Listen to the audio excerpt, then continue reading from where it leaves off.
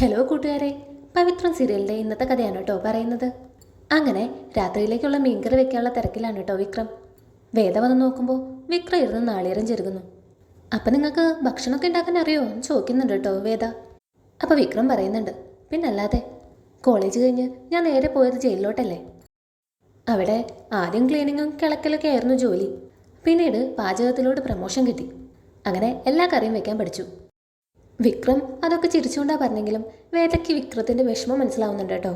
ഒരുപാട് കഷ്ടപ്പെട്ടിട്ടുണ്ടല്ലേ എന്ന് ചോദിക്കുന്നുണ്ട് കേട്ടോ വേദ.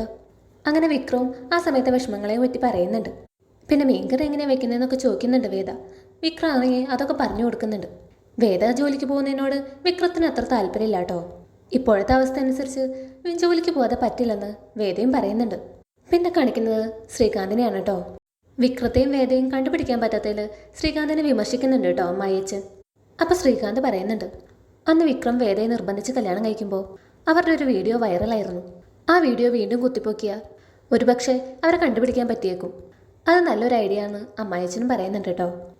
രാത്രി ഒരുപാട് വൈകിട്ടും വേദയ്ക്ക് ഉറക്കം വരുന്നില്ല. അങ്ങനെ വിക്രത്തിൻ്റെ അടുത്ത് പോയിരിക്കുന്നുണ്ട്.